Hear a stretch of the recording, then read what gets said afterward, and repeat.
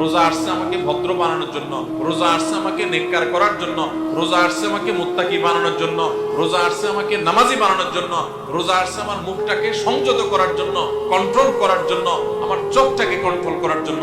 আমি হারাম জিনিস দেখবো না, খারাপ জিনিস দেখবো না। রোজা আসছে আমাকে ট্রেনিং দেওয়ার জন্য। এই শিক্ষা যদি রমজানের রোজা থেকে আপনি নিতে পারেন, আর রমজান মাস শেষে আপনি যদি চোখে আঙ্গুল দিয়ে দেখাতে পারেন, নিজের বিবেকের কাছে উত্তর দিতে পারেন যে রোজার মাস রোজা রেখে, রমজান মাস আমি সিয়াম সাধনা করে, তাকওয়া চর্চা করে আমি অমুক বদঅভ্যাস ছাড়ছি, অমুক খারাপ কাজ ছাড়ছি, অমুক ভালো কাজটা ধরছি, আগে নামাজ নিয়মিত পড়তাম না, এখন ৫ ওয়াক্ত নামাজ শুরু করছি। যদি রমজানের পরেও এগুলো আপনি ধরে রাখতে পারেন, তাহলে আপনি আল্লাহর শুকর আদায় করবেন যে আপনার রোজা আল্লাহর কাছে কবুল হয়েছে। রমজান হলো ইমানদারের আমল এবং ইবাদতের বসন্তকাল। বছরের 11 মাস আমাদের যে ইবাদত বন্দেগীতে ত্রুটি থাকে, বিচ্যুতি থাকে, যে পরিমাণ ঘাটতি থাকে, সে সকল ত্রুটি, বিচ্যুতি এবং ঘাটতিগুলো পূরণ করার এক সুবর্ণ সুযোগের নাম হলো রমজান মাস। একজন ব্যবসায়ী যেরকম তার ব্যবসা সারা বছরের ঘাটতি পোষায় নিতে পারেন সৃজনের ব্যবসা দিয়া, ইমানদার তার 11 মাসের ইবাদত বন্দেগী, আখিরাতের পথে যাত্রার যে পাথেয় সংগ্রহ করা, সেই সংগ্রহ করার বিষয়ে যে তার ঘাটতি থাকে, ত্রুটি থাকে, বিচ্যুতি থাকে, সেটা তার পোষানোর সুযোগ আসে রমজান মাসে। আমরা বেশিরভাগ মানুষ সারা জীবন রমজান মাসে রোজা রাখি। অনেকে আছেন বয়স এখন 40, 50, 60 বছর পর্যন্ত হয়ে গেছে, প্রতি বছরই মাশাআল্লাহ রোজা রাখেন। রোজা কেন রাখেন সেই উদ্দেশ্যই জানেন না। তাহলে কিভাবে আপনার রোজার উদ্দেশ্য আপনি সফল কাম হতে পারবেন? আপনি কেন রোজা রাখেন সেটাই যদি না জানেন, তো এই রোজা আপনার কি কাজে আসবে? আল্লাহ সুবহানাহু ওয়া তাআলা কোরআনে কারীমে বলেছেন, কুতিবা আলাইকুমুস সিয়াম, তোমাদের উপরে রমজানের রোজা ফরজ করা হয়েছে। কামা কুতিবা আলাল্লাযীনা মিন ক্বাবলিকুম, যেমন তোমাদের পূর্বে যত জাতি এসেছে পৃথিবীতে সবার উপরে রমজানের রোজা ফরজ করা হয়েছিল। তো একইভাবে তোমাদের উপর রোজা ফরজ করা হয়েছে। সবার উপর রোজা ছিল আর তোমাদের উপরেও রোজা ফরজ করা হয়েছে। এই রোজা কেন ফরজ করা হয়েছে? লাআল্লাকুম তাত্তাকুন, আশা করা যায় এই সম্ভাবনা তৈরি হবে যে রোজা রাখলে তোমরা তাকওয়া অর্জন করতে পারবা, মুত্তাকি হতে পারবা। তাকওয়া অর্জন করা আর মুত্তাকি হওয়ার মানে হলো আল্লাহর ভয় থেকে, আল্লাহর প্রতি শ্রদ্ধা থেকে, আল্লাহর সকল আদেশ নিষেধগুলো মেনে চলা, এর নাম হলো তাকওয়া। তাকওয়া হলো কি? আল্লাহর ভয়ে, যে আল্লাহর সামনে দাঁড়াতে হবে, আল্লাহর সমস্ত আদেশ নিষেধ আমাকে মেনে চলতে হবে, সেই চেতনা থেকে আল্লাহর সমস্ত আদেশ, সকল নিষেধগুলো থেকে বেঁচে থাকা, সকল আদেশগুলো মেনে চলা আর সকল নিষেধ থেকে বেঁচে থাকা, এর নাম কি? তাকওয়া। রমজানে আমরা রোজা রাখি মূলত এই তাকওয়া অর্জন করার জন্য। তাকওয়া শিখায় আমাদেরকে রোজা। এখন প্রশ্ন উঠতে পারে যে রমজানের রোজা কিভাবে আমাদেরকে তাকওয়া শিখায়? রোজার একটা নিকটবর্তী উদ্দেশ্য আছে আর একটা আছে দূরবর্তী উদ্দেশ্য। আমরা অনেক কাজ করি, যে কাজগুলোর একটা প্রাথমিক উদ্দেশ্য থাকে আর একটা থাকে চূড়ান্ত উদ্দেশ্য।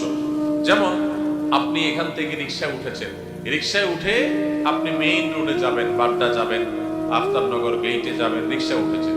আপনি আসলে বের হয়েছেন, আপনার মতিঝিলে কোনো কাজ আছে। তো আপনি যে রিকশায় উঠছেন, আপনাকে কেউ যদি জিজ্ঞাসা করে কই যাচ্ছেন, তখন এটা দুইটা উত্তর হতে পারে। একটা হতে পারে ভাই রিকশায় চড়ছি, রিকশায় করে আফতাবনগর যাব বা রিকশায় করে বাড্ডা পর্যন্ত যাব।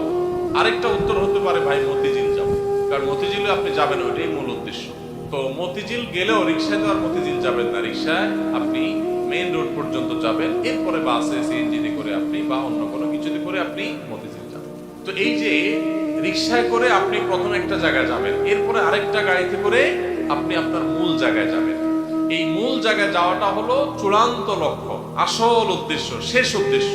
আর প্রাথমিক উদ্দেশ্য হলো ওই যে মেইন রোড পর্যন্ত যাওয়া।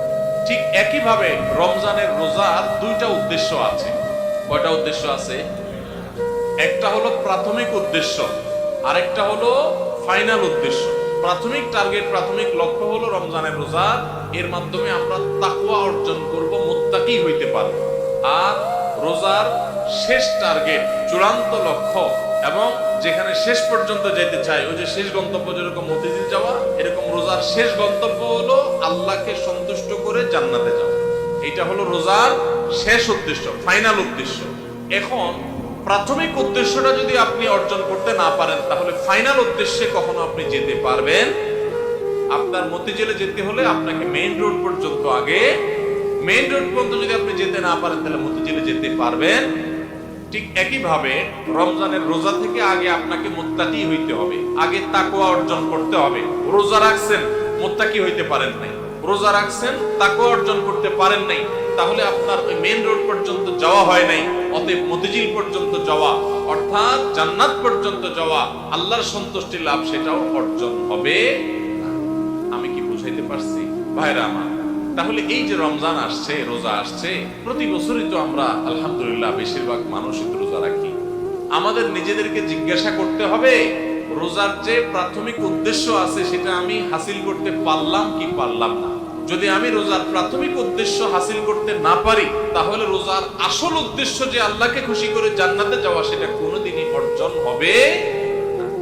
এবার তাহলে আমাদের হিসাব মিলাইতে হবে যে রোজা রাখার পর আমি মুত্তাকি হইতে পারছি কিনা। আসেন একটু আমরা হিসাব মেলানোর চেষ্টা করি ভাইরা আমার। রমজানের রোজা রেখে আপনি যদি অন্যায় কাজ ছাড়তে পারেন, গুনাহের কাজ ছাড়তে পারেন, পাপের কাজ ছাড়তে পারেন, আল্লাহর সমস্ত আদেশগুলো মেনে চলতে পারেন, আপনি রোজাদার। রমজানের সম্মান, রমজানের মর্যাদা রক্ষা যদি আপনি করার চেষ্টা করেন, তাহলে বুঝতে হবে আপনার ভিতরে ওই যে তাকওয়া, আল্লাহর ভয়ে, আল্লাহর নির্দেশ মানা, আল্লাহর নিষেধ থেকে বেঁচে থাকা, এই চেতনা আপনার মধ্যে একটু একটু করে জাগতেছে। এরপরে পুরো মাস রোজা থাকার পর রমজান শেষে যদি আপনার কাছে মনে হয় যে আপনি মাশাআল্লাহ কিছু গুনাহ ত্যাগ করতে পারছেন, আপনি আগে ধূমপান করতেন, আপনি রমজান মাসে যেহেতু রোজার দিনে সারাদিন আপনি ধূমপান করতে পারেন না, আবার রাতে 6-7 ঘন্টা ঘুমায় থাকেন, 1 ঘন্টা তারাবিতে চলে যায়, তাহলে পরে 19-20 ঘন্টা বা 17-18 ঘন্টা, 19 ঘন্টা 20 ঘন্টা আপনি এঙ্গেজ থাকেন, চাইলেও ধূমপান করার সুযোগ নেই, তাহলে আর বাকি থাকে 4 ঘন্টা 24 ঘন্টা পড়তে। তাহলে রমজান মাসে আপনি যদি এই 4টা ঘন্টা কষ্ট করে জিম খিসি থাকতে পারেন, তাহলে 1 মাসেই আপনি চাইলে এই বদভ্যাস ত্যাগ করতে পারেন। ভাইরা আমার, অনেক খারাপ জিনিস আছে যেগুলো চাইলেই কিন্তু আমরা ত্যাগ করতে পারি এই রমজান মাসে।